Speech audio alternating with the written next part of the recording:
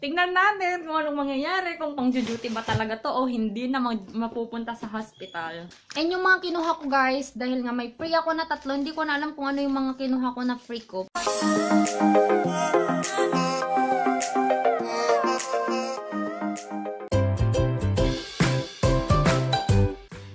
Welcome back to my channel. It's me again, Mia, but if it's your first time to come here on this channel, I encourage you to click the subscribe button down below. And of course, huwag mo na rin kalimutan na i-click yung tiny bell button for you to be notified every time that I upload a video here on this channel. So today guys, ito na yung pinaka aabangan, hindi naman pinaka-aabangan, pero sa mga nagtatanong sa inyo guys kung saan makakabili ng mga pasalubong pag galing kayong Singapore, yung mga mura lang and all that ish.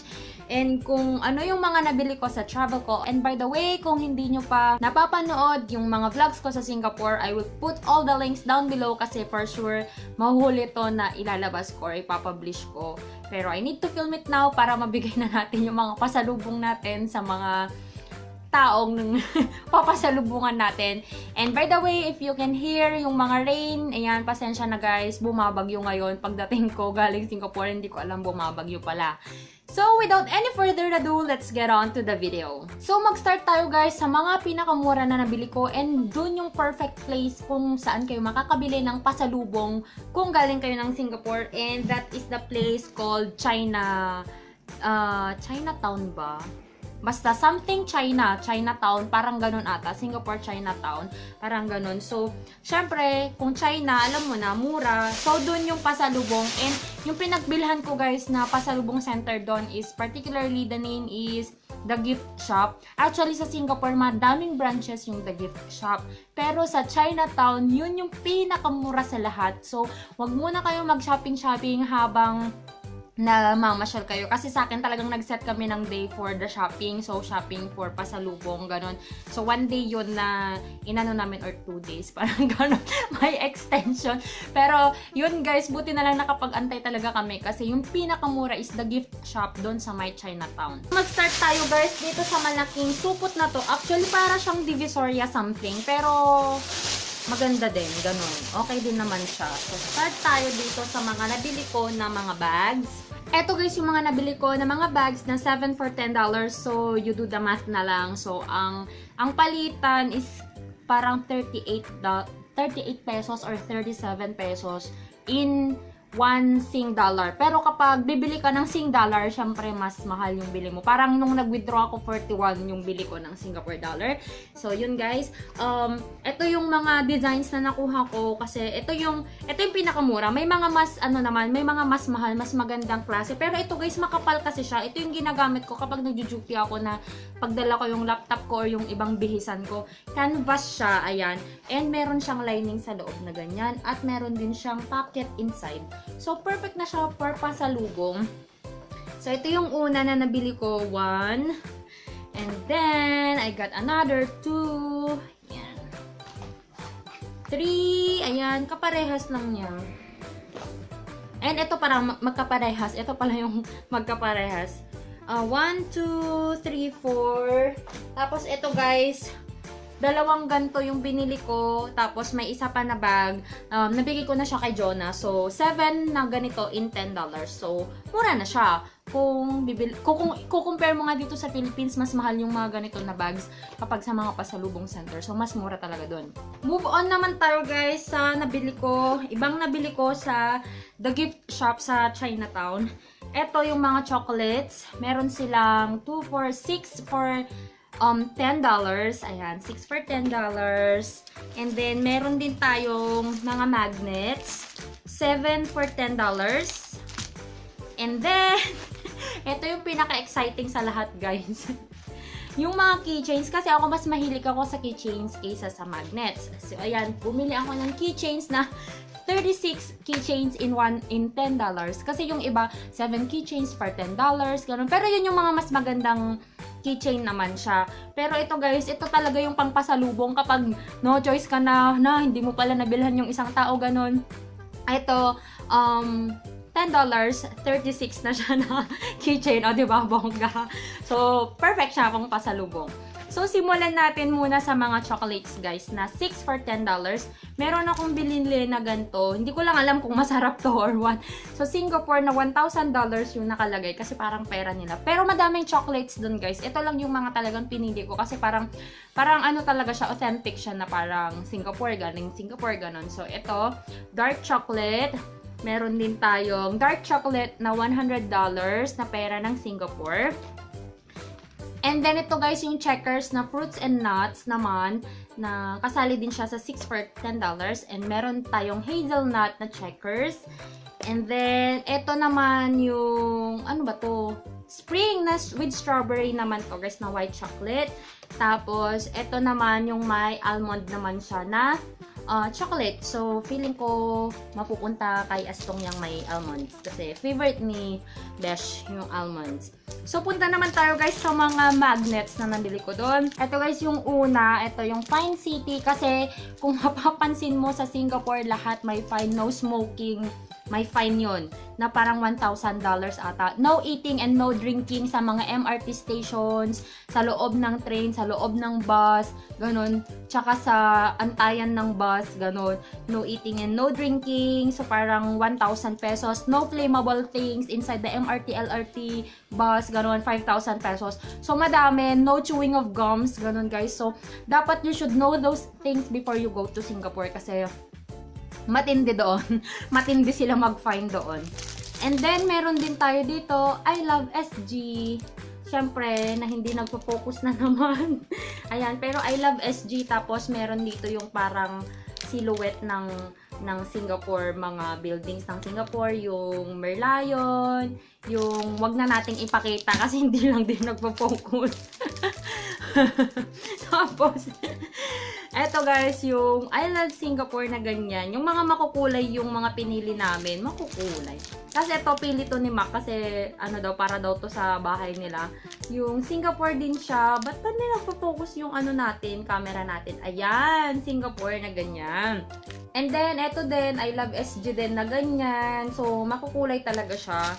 And meron din tayo, eto, bibigay natin. Natatawa ko dito eh. My friends went to Singapore and all they brought me was this lousy magnet. Sabi ko, bigay kaya natin to kay Dana kasi siya naman ang nag-request ng magnet. So, actually, hindi dapat ako bibili ng mga magnets kasi hindi ako talaga mahilig sa magnets. Pero sabi ni Dana, ate, magnet lang. Okay, sige. Magnets yung gusto niya. Hindi pa ako nakakaalis. Magnets daw. Ayan. And then, meron din ito guys. Pink naman siya na magnet. Ayan. So, bonggang kamagnetan, punuin ninyo ng magnets ang inyong mga ref. Next naman guys is yung mga nabili natin sa Value Dollar. Kung hindi ako nagkakamali. Kung bibili kayo ng mga chocolates naman guys, sabi ko nga mistake na bumili ako sa Chinatown ng mga chocolates na 6 for $10. Kasi diba mura na yon. Pero kapag pupunta kayo sa Lucky Plaza, meron doon Value Dollar ata yung store. Basta kung napanood nyo na yung last na vlog ko sa Singapore, doon yun guys.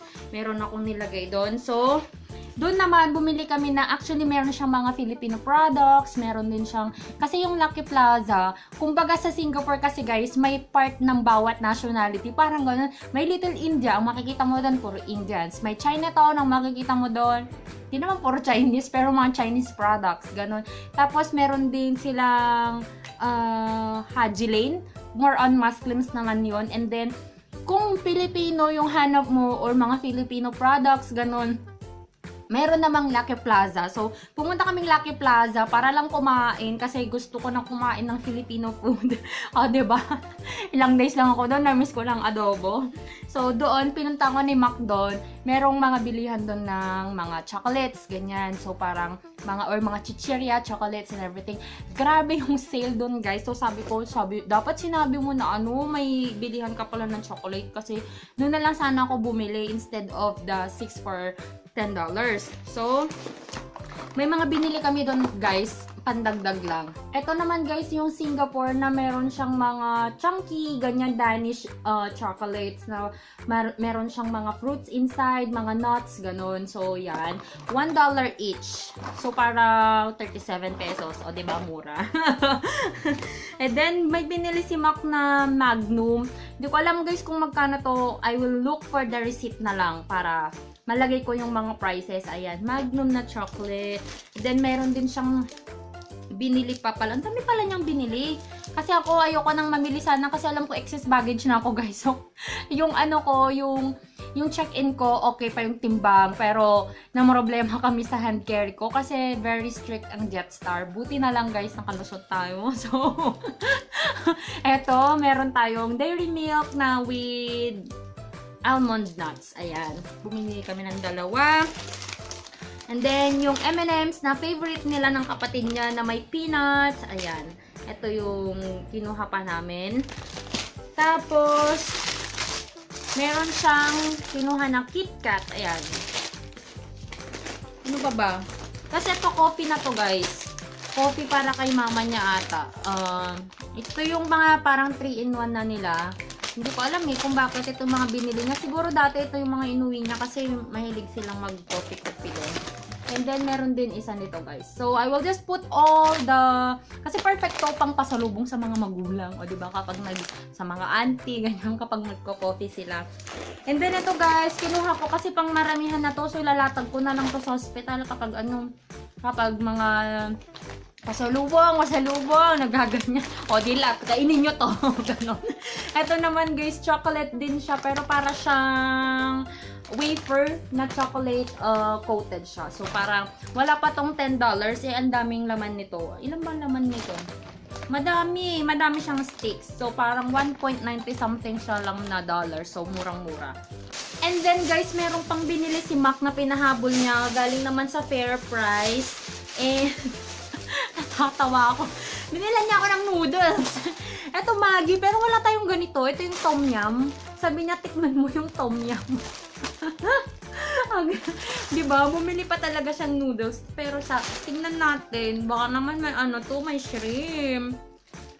Hopefully wala tong shrimp. Kasi itong isa binili niya para sa akin. Pero mapupunta na lang siya kila mama niya. Kasi binilhan niya ako guys ng laksa noodles. Ayan.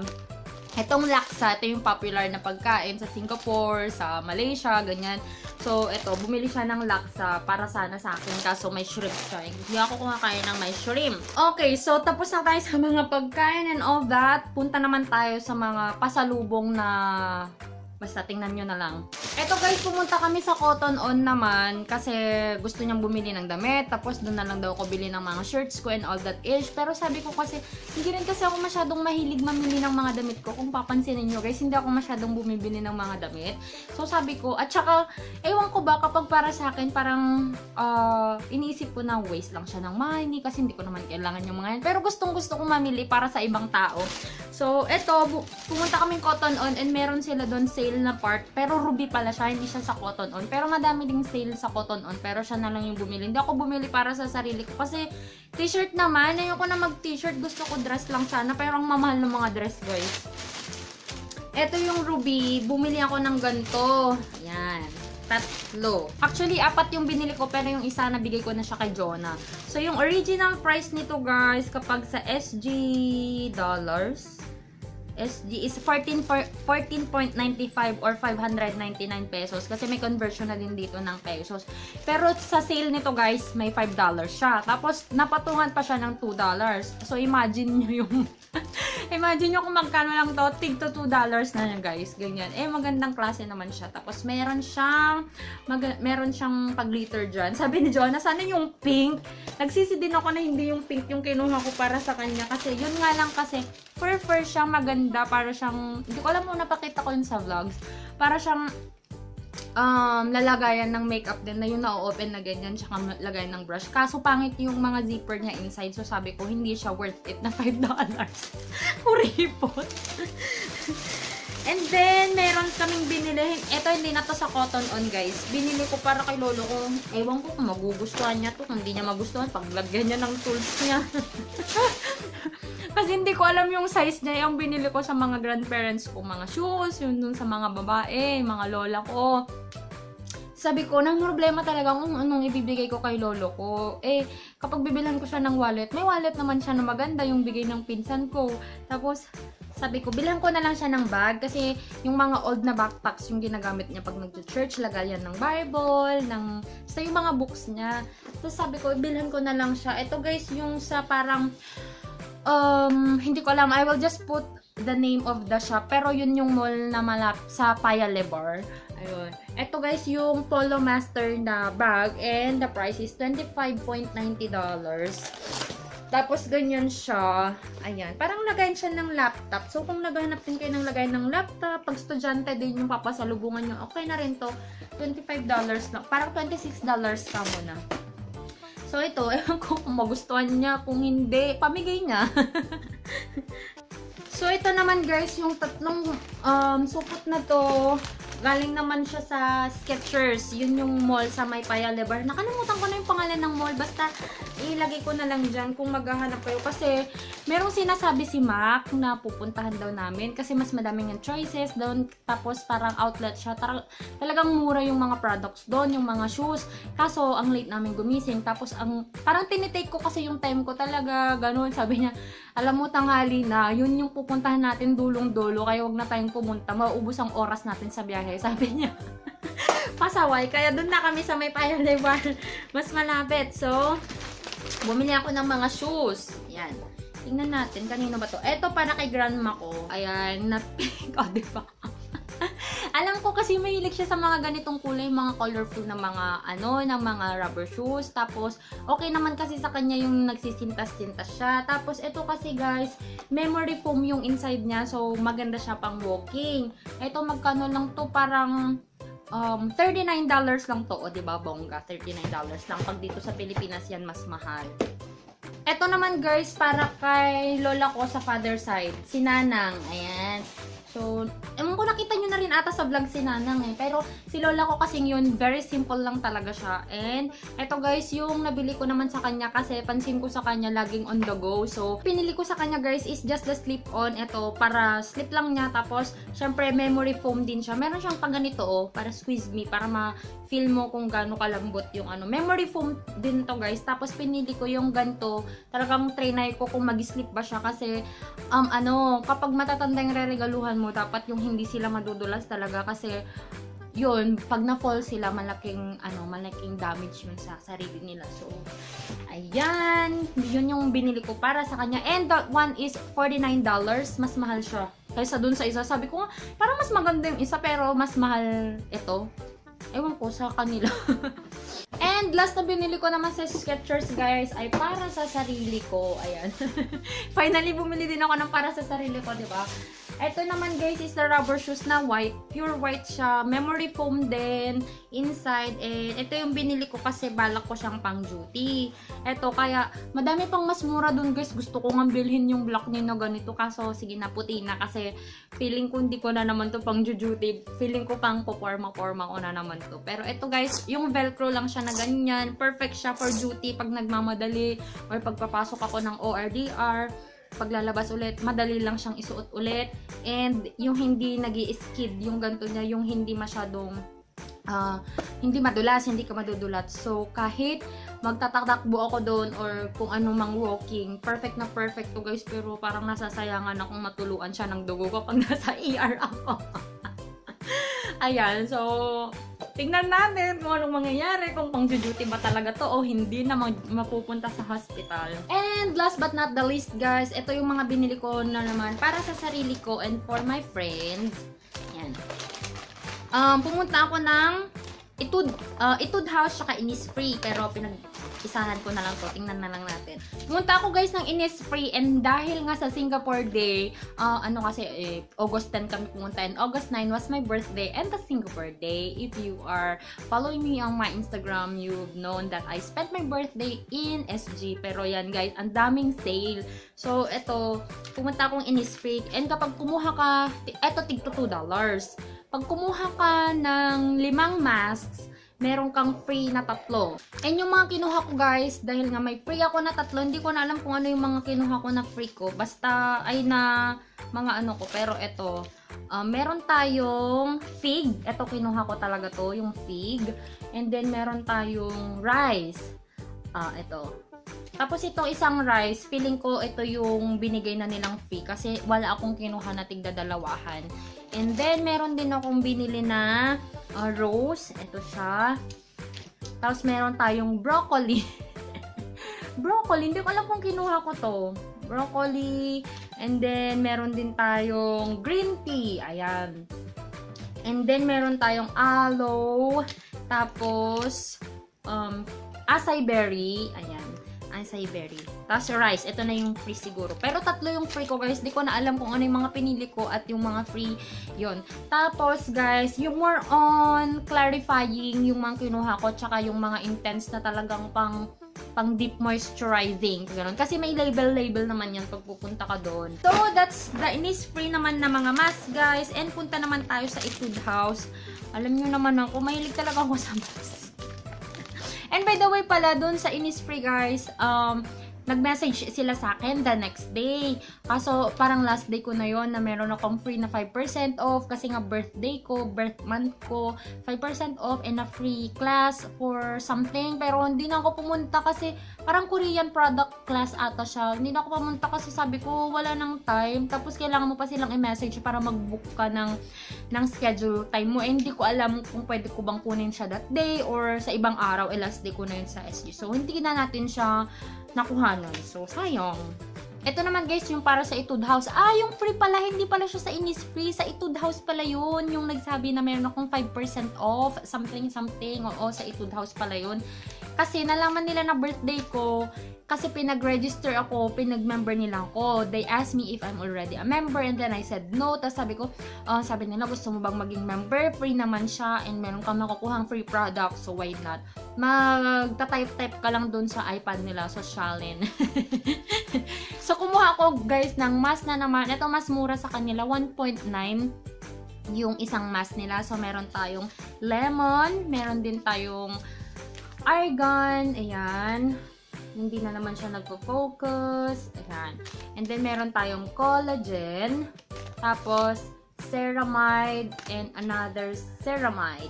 Ito kasi deep, deep moisturizing yung ceramide. Dalawa yung kinuha ko. Tapos nga, dahil nag-register ako, binigyan nila ako ng free na mga samples. Hindi ko alam kung ano tong laman nito. Buksan natin. Hindi ko pa siya actually na-check kasi after kong binili, nag-pack na ako. Pag alis ni Mac dun, nag-pack na talaga ako para sabi ko wala nang problema. So, binigyan nila ako ng beautifying block cream. Parang siyang, BB cream samples. And then, meron din tayong, etong dalawang to, sabi naman niya is Sunprice Mild Airy Finish with SPF 50. Tapos, meron ding, pinagdikit-dikit talaga. Meron ding serum. Ito, serum naman to, guys. And then, meron din tayong, parang sample siya ng big cover. So, hindi ko alam kung foundation ba to or BB cream. Ayan. Concealer! Concealer pala siya, guys. So, maganda to dalhin kapag nagta-travel. So, that's it, guys. Yun lang yung mga nabili ko sa Singapore. Sobrang mahal. Hindi naman sa sobrang mahal. Kapag average person ka, just like me, medyo mahal yung ating mga products doon. Pero, worth it naman kapag pupunta ka naman sa mga mura na store. May mga mura naman. Yung mga mahal dito, mura doon. Yung mga mura dito, mahal doon. Kagaya ng tubig, sobrang mahal doon. So, yun lang, guys. I hope you enjoyed watching this video. And if you're interested to see where I got these things, kapag incomplete yung information dito, please head on to all my vlogs. Meron na yung mga links down below para doon na rin kayo mag-shopping. Just in case mapunta kayo sa Singapore, and if you're planning to have your trip, meron din ako doon, guys, yung mga tips ko paano kayo nakakatipid sa Singapore. So that's it, guys. I hope you follow me on my Instagram and on my Facebook, and please do not forget to subscribe on this channel and like mo na rin tong video na to. Until then, I'll see you on my next one. Bye! Listen to my heartbeat.